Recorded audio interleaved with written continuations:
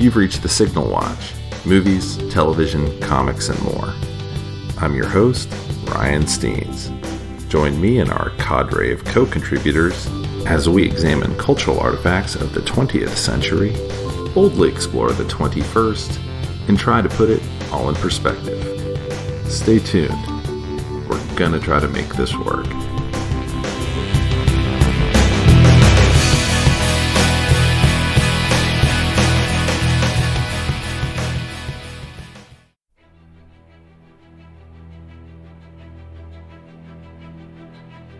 You're listening to Avengers Chronological Countdown with Jamie and Ryan.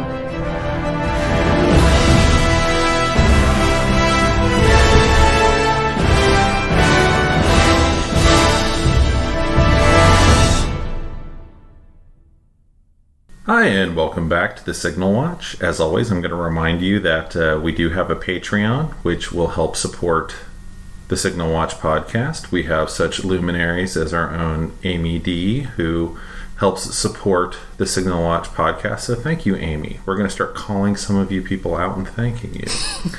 And today, I guess you would know, we're doing an Avengers movie if you listen to the first 2 minutes of this podcast and the intro music. So, Jamie, what movie are we covering?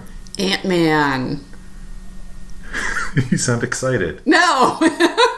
I like Ant-Man. It's a lot of fun, especially after Age of Ultron. Yeah, I find it really funny. People kind of don't like this movie, and I don't really know why. I mean, it's certainly not the best Marvel movie, but it's certainly a good addition. And and it's different. Yeah.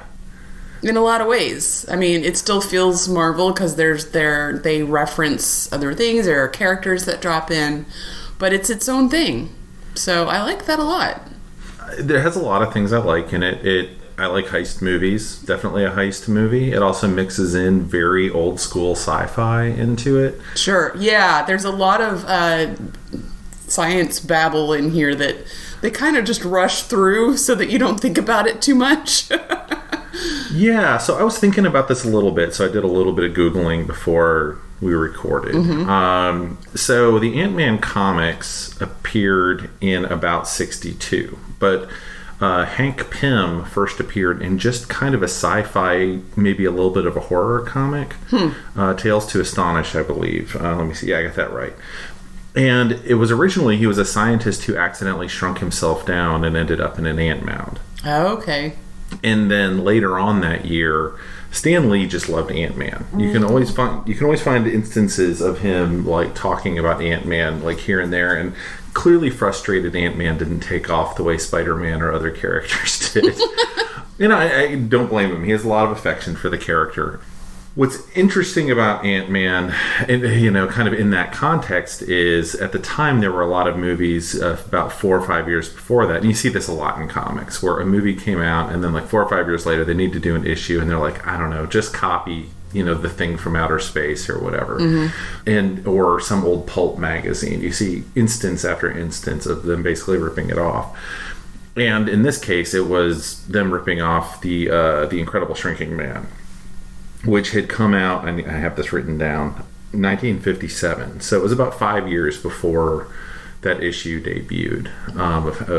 And then between those two things happening, of Hank Pym and then them deciding to turn him into a superhero, the Atom came out at DC. Oh. Yeah. Right. Now, the Atom is a very, very different character in many different ways from his Hank powers Pym. Don't come from a suit. They do. Do they? Yeah. I thought, you're right. Yeah, he's got his little belt with the white dwarf star. I'm sorry, I messed that up. Yeah, I don't know why I thought it was... You apologize to everyone right now, Jamie. I'm sorry, I'm going to turn in my badge. But so I find it interesting just kind of as you look at, some of these old properties, and if you ever want me to talk about like the origins of Superman and how that is nothing original, or Batman and how that's nothing original, this is just the way it works.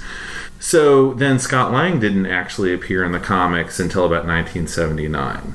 Okay. The Avengers were like well underway at that point. I will say I really do like the choice of using Scott Lang because it gives this movie more motion. I mean, you're allowed to just get dropped in. Like, Hank Pym has already developed the suit. I mean, he's already been Ant-Man. We can already just jump in and just roll with it. So I really like that change in using the newer character. And then Right. being able to use some of his history. So he's got a history with Tony Stark and S.H.I.E.L.D. He used to work with them. So that's tied in a little bit there. We get a flashback of sorts with Peggy Carter and Tony's dad. And a guy who shows up later, whose name I never caught. Yeah. His antagonist, I can't remember his name, but Hydra McBad guy. Yeah, exactly. Yeah, no, it is. I think they kind of had to not use Hank Pym as the focal character. This is, as we talked about when we were talking about Avengers of Age of Ultron, there was a lot of stuff going on with how are you treating the female characters, those sorts of things. Hank Pym in the Marvel comics, including in the Ultimates and some other versions, had a history of physical abuse with Janet Van Dyne. Seriously? Yeah. Ooh. And there was all sorts of stuff of he had just become a character who no one ever quite knew what to do with him, and so they would kind of try and do these drastic things with him. So by the time you get to the movies, you can't really have... This is a kind of a period where the press was going, wait, what is the comics background of this character? How has Marvel treated him? Yeah. And by not putting Hank front and center, you didn't have a lot of those problems. I remember when I heard they were doing Ant-Man initially, I was like, I don't know how they PR their way out of this. Well, and I don't think they totally ignored that he maybe wasn't the greatest character as far as being a good person. They definitely probably jettisoned all the violence out of his background, but he's still really gruff. I have huge problems with how he treated Hope his entire life, and we'll get to that unless you want to talk about it right now, but I think we're on Hank right now. Yeah. So, yeah, I mean, they managed to, make him a little bit of a curmudgeon with a history of not playing well with others. Yeah. Yeah, Hank's been through a lot of different things, and I just want to say I'm not an Avengers comics, purist or I have not a lot of knowledge. I will be honest, if I've read a comic with Scott Lang in it in the past, I've forgotten about it. Most likely it was something like Civil War, where he would have shown up maybe in the background or one of 50 characters, and I probably didn't even realize it wasn't Hank Pym at the time. Sure. I'm just not really familiar with these characters. I knew of them more through TSR role-playing game supplements from 4th grade through middle school that I would use. And so I was aware of who Janet Van Dyne was, and I knew who just a lot of these characters were. But the Wasp tended to come back into the comics a lot more. Hank was more on the periphery. That said, Hank was in some of the first comics I ever read that got me into collecting. He was in the West Coast Avengers at that time, which was a recently spun up title to have 2 Marvel titles, or 2 Avengers titles going at Marvel at that time. And at that point, he was no longer going to use a super suit. He was running around with tiny things in his pockets. He would then make large. Yeah. And they do that in the movie. Yeah, he was Dr. Pym at that point. So, well, you mentioned this in Age of Ultron podcast that he originally in the comics was responsible for Ultron. Yes. So those of you that missed that one. And I was just reading his Wikipedia entry of what he'd been up to the last 10 years, and it's so Marvel and so out of control. Yeah, I mean, have just been using and abusing him, and there was apparently a whole storyline where he merged with Ultron, and they were the Pymtron or something. Oh wow! Yeah, I don't know. You ask somebody else who actually reads those comics. I don't. So, but yeah, so that's kind of the background there as far as where the characters kind of came from, and kind of Scott Lang's origin isn't that different from the comics, as far as he needed to get the suit to help, but in the comics it was to help Cassie. It was she was ill, okay, and he was going to steal something to help her out. Okay, so he wasn't an ex-con. He was, or had he been in jail? There was something like that. He was basically up to no good because he was trying to basically make enough money to help his family. Was he also an electrical engineer? Yes. Okay. Yeah. So that wasn't made up. Yeah. No, they've kept that. He's kind of a super science guy in the comics himself, I guess, from what I read.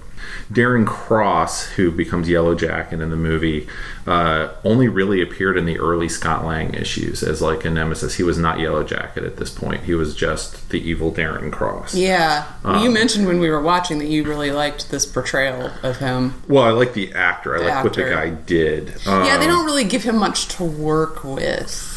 Yeah. I mean, well, one of the things I always really like, and this is maybe jumping into this too early, is when an actor doesn't have much and manages to find a way to do something interesting with it. And I feel like Corey Stoll, you can tell he does stage work. You can tell he knows how to be a little different from what's written on the page. Of someone else would just be like, I'm going to walk from point A to point B and have a stern look on my face. And he's kind of bebopping his way through being a supervillain. He's kind of having the time of his life right That's now. What you want, though. Yeah. He's kind of Lex Luthering it up, right? Well, something interesting about that I noticed this time around was his similarity to Tony in claiming he wanted all of these Yellow Jacket suits to protect the world, and Tony wants all of his Iron Mans to protect the world. So that was a really not make that interesting connection. Parallel. That's time. Great. Yeah. Huh. Yeah. Yeah, there's not as much, one of the things they don't do as much as maybe they could in the movies is, that's not true, because that's Endgame was them combining all their technologies and stuff to get them to pass through time, right? Right. But they don't do a ton of it. Like, they could have done something with shrinking down. Anyway, they did. They shrunk down and they all went through the time. Yeah. Made it into a time portal. I did, again, one of these things that's great about going back and watching these things after watching Endgame is that Scott is the one who coins the phrase time heist. And I think there's a line that I think Darren Cross says that it's like, you can't steal the future or something like that. And that's absolutely what they did in Endgame. Yeah. So that's incredible. I wish I had the exact quote, but it's something like that. Like we were saying, a lot of people don't necessarily love this movie. I think it's a lot of fun, especially as it was a good palate cleanser after not whether you liked or did not like Avengers: Age of Ultron. And that was so big in scale. Yeah, it was pretty serious too. And very serious. Yeah. And this to me kind of brings everything back to kind of a different level. It's kind of got almost a 90s superhero movie level of goofiness to it at times. A little bit, yeah. But it's more better CG. Better CG, better written, better characters. But I can feel a little bit of that. I have said, and I believe this, that Ant-Man is the Gen X superhero. He's a father. He's in his 40s. I loved that he was a little older. Because I related to that. He's kind of my age. Yeah, his concerns are very much that of a lot of dads I know. Wanting to make sure they spend time with their children. What do you do to protect and take care of the children? That's kind of where we're at right now as Gen Xers, and also a little bit of a slacker. He's kind of got that he's also pushing back against what he saw to be kind of corporate malfeasance and these other things that I don't know if the millennials are even aware of this, but one of the big defining traits of Gen X back when we were young that was considered to be was seeking authenticity, right? And fighting back against the man. Yeah, was you were supposed to be against corporations and all of this, which is something that fallen a little bit by the wayside in the past 15-20 years, but that was absolutely it rung very true to me as far as, okay, if this is a guy my age, if a guy my age suddenly got into this situation and you've been cruising along for 30 something years and suddenly you're wearing an ant suit and all that's terrifying. Your reactions to it are going to be that way. And ants are going to look like puppies to you and whatnot at that size. And it's I'm not necessarily that that's a Gen X thing, but just kind of the reaction of oh, okay, this is working out. He's just a dude. He's not some guy with tactical superiority who's been trained to become a super soldier. This ant is named 287. No, he needs an actual name. And then he dies. Oh, that's why they don't get names. That's not actually a line in the movie, but it's implied. Yeah, but we do get Anthony in the movie. Yeah. So. There's other characters in the film as well. He does have his... Oh, go ahead. Oh, yeah. So that, on that, this is, I think, the first major-ish Latino character in the Marvel U, which is kind of sad, but... It may be one of the only Latino characters in the Marvel U. I mean, there have been people here and there, but not, people with major speaking parts. A little bit sketchy that he's... an ex-con, but it's still a good character. I mean, if there had been more Latino characters in the Marvel U, it wouldn't be such a big deal that, he's a crook, but anyway, this is just a little beef, but... I mean, I get what you're saying, and it's definitely an issue. I don't want to... It's unfortunate that is true. Michael Pena as an actor is freaking unbelievable. He's amazing. What he does moving from role to role. Like, if you think about how he was here versus in The Martian, versus some other stuff I've seen him in on TV. Unfortunately, he's also the age right now where he's also playing like Dora's dad on Dora the Explorer movie. Oh, really? I just saw he was cast in the Tom and Jerry movie that they're making. Oh, okay. So he's that age where he's going to be playing dads a lot, I think, to younger characters. But he's a super talented guy. He did base this character on an actual friend who is an actual ex-con who talks really fast, and I kind of love that. Those portions of the movie, and if you've seen a Marvel movie, you know what I'm talking about. His recaps are just brilliant. And there was talk that people really, really wanted the Russos to go get Luis, or Michael Pena, and have Luis recap everything in the Marvel U up to Endgame, and that's they should open the movie. See, I would love that if they even did that, like, for a little YouTube fun thing, but... I want them to hold on to it for Ant-Man 3. Oh, they'll definitely do something for Ant-Man 3. Yeah. And his character of Luis, one of the things that's really funny to me is also when he's not hanging out with the cons, he's at, like, art shows. Yeah, and wine tastings. Yeah. What is going on in Luis's personal life? The other guys in the gang, and of course in your gang of heisters, everyone needs to have their specific role. Apparently, Luis's role is kind of the get everybody together and make waffles guy. T.I. is in it as the driver, the getaway driver, and kind of he's clearly smart, but not necessarily... can't think of it as much as I'm doing right now. Can't think of the right thing to say at the right time. But he points out a few holes in their plans and whatnot. And then I wrote down this actor's name because I see him everywhere and I can never remember his name. That's why it's David Malchian, who plays Kurt, who's the other guy in the group. Yeah, who plays. I guess he's supposed to be Russian. I think so. Yeah. He does all their tech stuff. Yeah, and a final character I will mention in this movie, because it shows up later, is the van. I mean, it plays a really important role in Endgame. Yeah, which is so funny. Yeah. I mean... Yeah, in the middle of that gigantic battle scene, hearing the horn from the van, which is like something... I guess, this movie didn't do super great. It did well, but nothing like coming off Avengers, like what those numbers were, or what Civil War would do right after this movie. Hopefully people caught it on Blu-ray or streaming or something after this, but so they understand what was even happening. Some other characters that are in the movie, we haven't even gotten to Hope, but we will get to Hope. But Bobby Cannavale plays the new stepdad to Ant-Man's daughter. He's married to Judy Greer in the movie. I would say I appreciate that they didn't make the new stepdad a jerk. Like, he's a very understandable POV in the absolutely. movie. Yeah. And he even serves a purpose plot wise. 10 years prior, Bobby Cannavale probably would have been an Avenger, in a movie. He's a big, good-looking guy. I'm sure they would have... I think they begged him to take the part. Yeah. Paul Rudd and maybe Edgar Wright at the time begged him to take it. Or maybe it was Adam McKay, I can't remember. Judy Greer is probably the most underutilized person in this movie. Yes. She gets this kind of, the ex-wife who's not mean. She's trying to protect the daughter. Yeah. They do a good job with that. But Judy Greer is hysterical. She is one of the funniest people on TV and movies. Yeah. And she's just kind of like...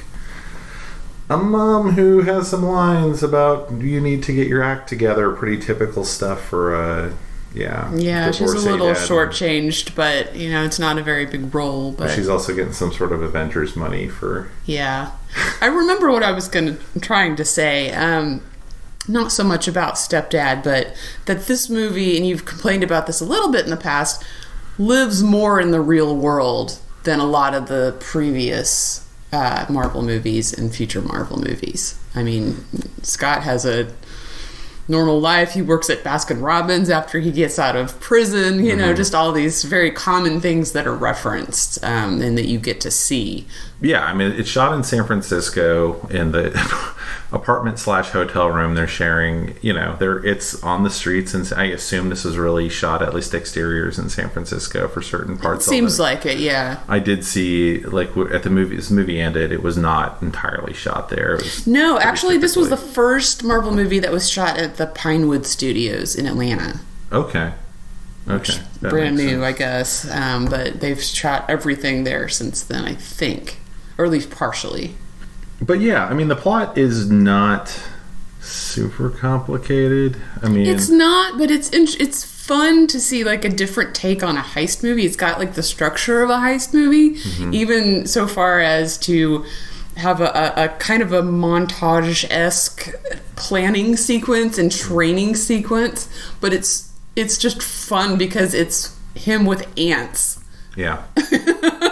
Which is highly unusual for heists, but yeah, it's super fun. One of the things I appreciated as they went through that sequence, they set it up. Now's my chance to talk about Hope and Evangeline Lilly in this movie. I didn't know Evangeline Lilly. I thought she'd quit working after Lost. Then I went to go see this movie, and I was like, oh, it's Evangeline Lilly. I hadn't seen her in anything since then. And I will say I appreciated her talent in Lost, but I hated that character. Yeah. So seeing her in something where I didn't hate the character was refreshing. It was nice to see, and I'm glad to see her back with something so high profile. I didn't like 100% what they did with her character in this movie. It was kind of mostly resentment based, her actions, because she had a lot of resentment towards her dad, and it's very understandable when you figure out why. He kind of just abandoned her, lied to her whole life about what happened to her mother. You can understand that when she's 7 years old, but this is a 35-year-old woman now. And if you can't tell her the truth, that's really disrespectful to me. And I don't like that the second he told her, that made it all better. I understand from a plot point that would just halt the movie and you can't go on from that, but that's really not realistic. I mean, I personally would still be pissed about that. Yeah, I mean, I actually have a note, one of my few script notes I wrote down here, because most of the rest of it is like, Ant-Man appeared in 1950. It was that I didn't think they handled that scene well, and undercutting it by having Paul Rudd make a quip and kind of break the tension. It keeps, like you said, it keeps the movie going, but there was a lot to unpack there. Yeah, and her going, oh, what? And then her, feeling sorry for him immediately. Oh, you poor thing, kind of. It just didn't ring true. I didn't believe that. But I did like the fact that she clearly knew her own capabilities and was able to play Darren through most of the movie, and simultaneously clearly was ready for the role of Ant-Man, Ant person. Right. You see all that play out in Ant-Man and the Wasp. Ant-Man and the Wasp is a lot of fun. We already talked about it once, so you can dig around for that podcast. But she was, clearly ready. She's light years ahead of Scott, even in that movie after they've both been doing this for a while. Yeah, it's a little rewarding to see her beating the crap out of him through this movie. The character is not really in the comics. This kind of gets back to how they repurposed Hank as a completely new kind of character, as kind of being this, for what would me be dad aged. And with her, she appeared apparently. So back in, like, I think the 90s, there was a series called Avengers Next, and it was like about the children of the Avengers, like Steve's daughter, the American Dream, I think was her name or something, with flowing blonde hair. You know, I'm sure she was not wearing pants as she fought crime. But she popped up as a bad guy in that. I read that. Yeah, that she was an antagonist. Yeah, when I watched the movie the first time, I assumed they just made her up out of whole cloth, and they kind of did. They used a name that was out there that was already copyrighted, but Hope, I don't think, has shown up in the comics in any form yet, but I'm not sure of that. Yeah. We'll see. I mean, if the movies continue and they're in another one, maybe she'll show up. Well, I mean, they keep kind of throwing Ant-Man stuff at the wall with the movies, but they keep also trying to... There's a lot of affection for Janet and from comics fans, and so I think they struggle with that a little bit. So sure. But yeah, it's going kind of back to the old sci-fi movies thing. This isn't something I had seen in movies really for a very long time. Was the, you know, either you're going to find stuff being big or small, bigger or smaller than it should be funny or not. I mean, that's just one of those things. I find it hilarious that just the trailer with the Thomas the Train Engine falling off of the tracks as they're having this huge fight scene at the end is just brilliant. But yeah, it does kind of harken back to, you know, Incredible Shrinking Man of, you know, we're going to show a cat, you know, and a guy being scared in front of it, superimposed in front of the cat, and, you know, it keeps getting smaller and smaller throughout the course of that film. The microverse itself, I need to look it up, and maybe I'll do it when we watch Ant-Man and the Wasp again, of kind of what the deal was with the microverse, because I think that tied into a line of comics called Micronauts that was around at the time. I think you brought that up when we did Ant-Man and the Wasp. Yeah. Anyway, I do like the Hydra has popped up again in this movie. This is, I think, the last time we really hear from Hydra in this series of films. I don't think they pop up again as far as Civil War or anything. Yeah, it's the very end of the movie, right, when the Guy McBad dude shows up and he says, "We're from Hydra." And you're like, "Oh no, we've changed," or something like that. Yeah. Like, they haven't all disappeared, apparently. Yeah, well, I mean, that's always been their deal. You cut off one head. Yeah, of course. And because it's fiction, you can always make more characters suddenly appear. I don't know. I think it's a good fun time at the movies. It brought in a character that was kind of needed. The Avengers kind of need a goofy dude, and it totally, you know, Civil War is the next movie up. He played a huge role in that. I do know when Civil War came out, a lot of people hadn't seen Ant-Man yet, and I think we're a little confused by what was going on with Paul Rudd when he showed up. No, I mean, his role wasn't that big in that movie. So. No, I just don't think they knew who he was. Like, what you know, if you skip a movie, you don't know what the deal is with the character, right? Well, then that's your fault. Yeah. So let's talk about Cassie. Sure. She, it's I believe the same actress in both movies, this and the sequel, and then she ages quite a bit.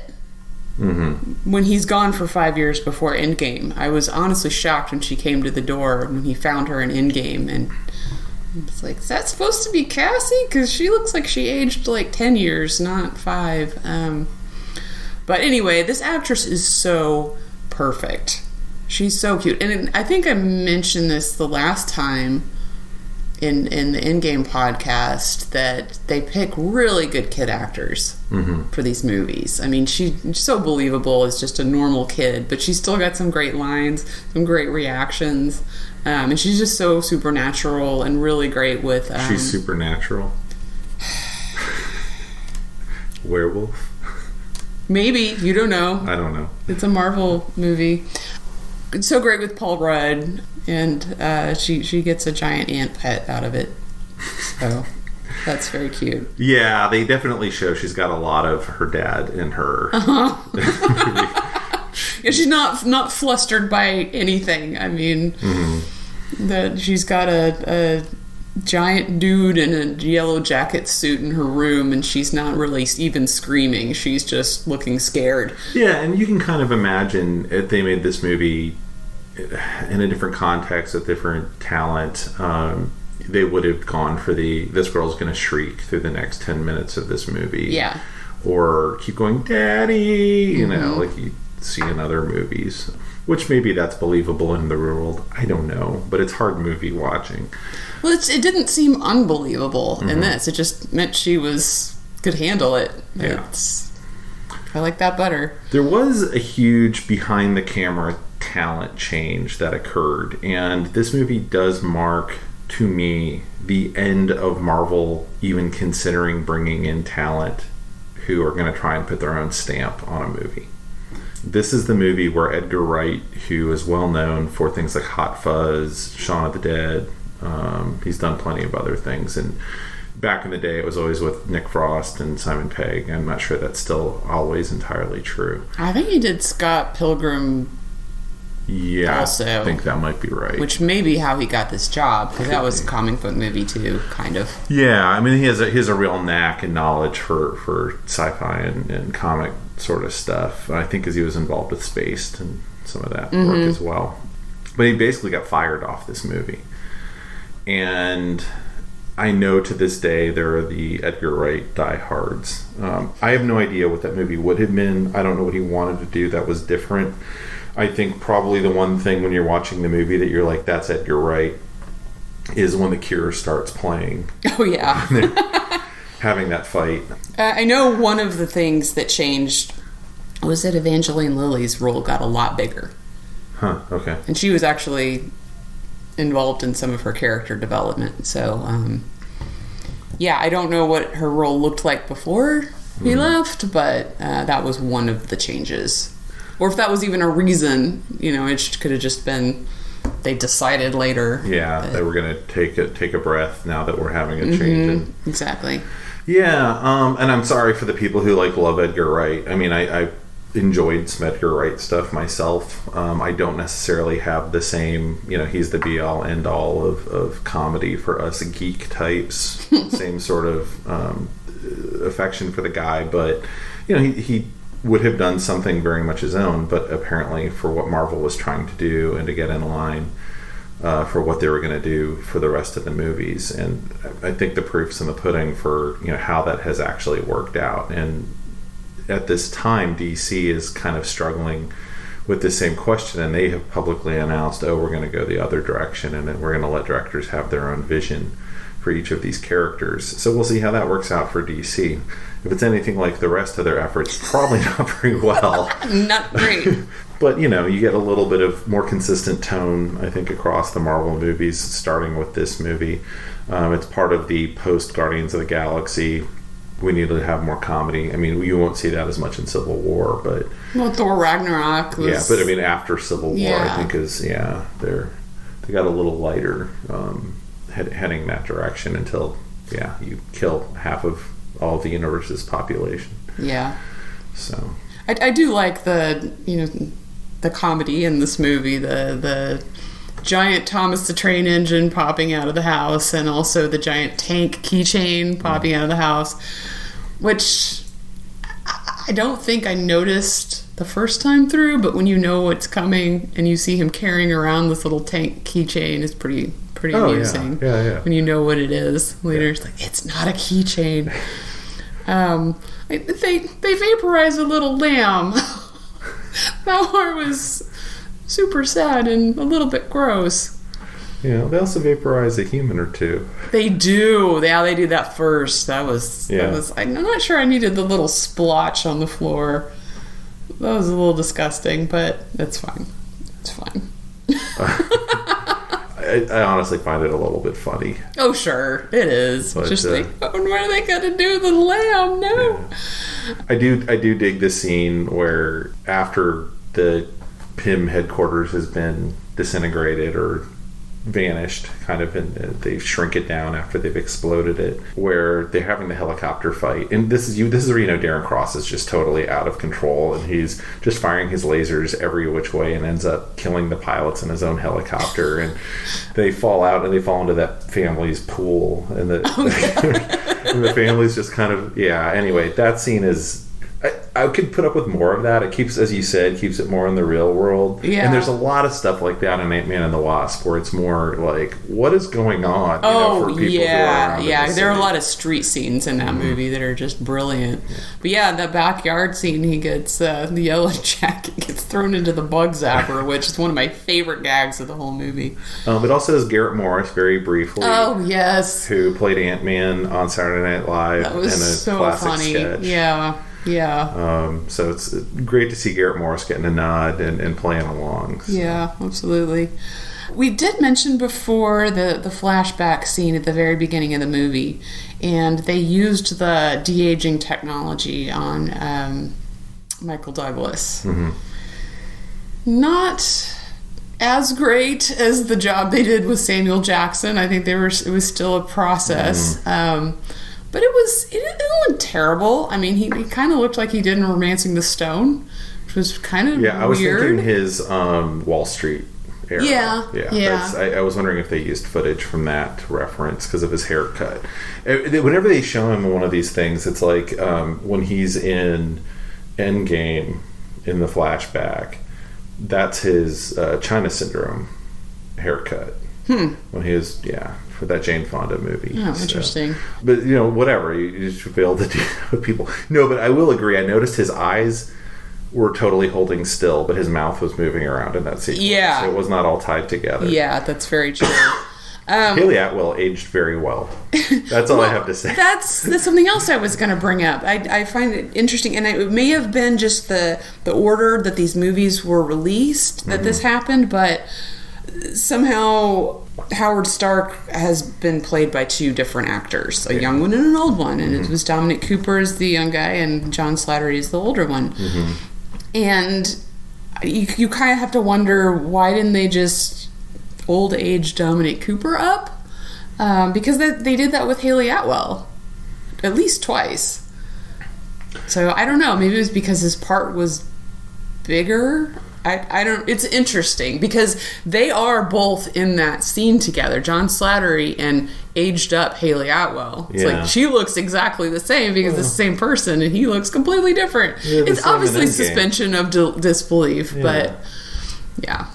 No, it's just I think whoever they decided they wanted to go with for that movie. And it's just interesting when you've seen all of them that hey, it's an interesting choice. Yeah, they put like a little bit of silver in Haley Atwell's hair here, and she would have been, I don't know, at this point, like 60-something. Maybe 60. Yeah. I don't know. She wasn't supposed to be that old in World War II or just after that. No, I know. Probably late 20s. But this is 40 years after that. So, anyway, it doesn't matter. No. But, it is an interesting scene. The first time I saw the movie, I kept thinking the guy who was playing Hydra McBad guy was Andrew McCarthy.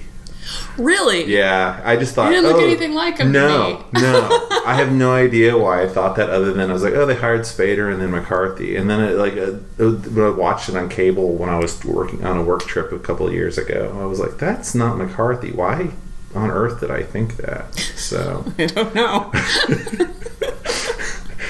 Not that I have any idea what McCarthy looks like, in this era, but... I haven't seen him in ages. I don't know. Yeah, I didn't honestly take any notes when we were watching this movie, so I don't have that much. No, it's really light and fluffy. Yeah. There's no gemstone stuff anywhere. Not at all, no. It's just introducing the character to get him on the board, get him there for Civil War. We do get a Sam Falcon... Cameo. Yeah, there is the Sam Falcon cameo. You can tell that was written as an extra thing, like, cause it has nothing to do with anything. They asked, I think, who's the producer? Kevin Feige. Mm-hmm. Yeah, Kevin Feige, if they could use an Avenger, and I think specifically him because I think Paul Rudd requested him. He liked him a lot after seeing Winter Soldier. And they were in the process of doing Civil War, I think, or I can't remember. It was very convenient to use him. Mm-hmm. Oh, I remember. Story-wise, it made sense because he now resides at the Avengers headquarters. So it made sense for him to be there. So they were like, go with God, Yeah, and he does recruit him in for Civil War. So. Yeah, in fact, that's the second end credit sequence or first end credit sequence. I can't remember which. Yeah. Yeah. The final end credit sequence is totally a tonal shift. Right. Bucky with his arm in the vise and Sam and Steve kind of trying to figure out what they're going to do next because they can't go to Tony. And I remember seeing that in the theater and just being like, oh man, Civil War is going to be intense. That seems really interesting because it's not before Civil War. That drops you right in the middle of Civil War. Right. Yeah, I thought it was going to be in the first 5 minutes of Civil War. I did too. Yeah. But yeah, that's about all I have on this movie. I don't have anything else either. So, I enjoyed it. Yeah, it's a good one to pop in on a Saturday. It's a good standalone sort of movie. Yep. I hope it's better than you remember it being when you go back and watch it. And I am curious to hear from people as to why they didn't like it. And if it's, I just don't like Paul Rudd, that's okay. Oh, that's absolutely acceptable, sure. Yeah, but that is what it is, Paul. But anyway, thanks so much for listening, and we will be back, I guess, at Civil War pretty soon. I think so. Yep. Bye. Bye-bye.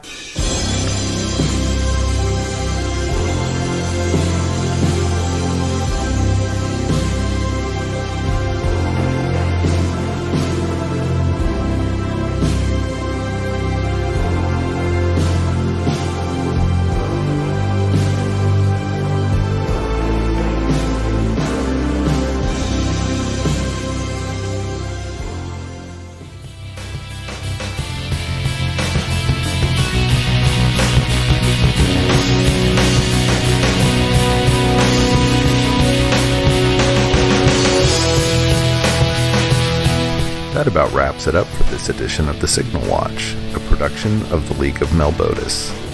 Thanks for sticking with us. If you enjoyed this podcast, we invite you to drop on by the Signal Watch blog, where you'll find write-ups of a wide variety of movies and more. You can drop comments on this podcast and let us know what you think. We do have a Signal Watch Patreon, and if you're so moved, we'd most certainly appreciate your support. We'll be back soon with more exceedingly high-quality content. So, until next time, God damn it, babies. You've got to be kind.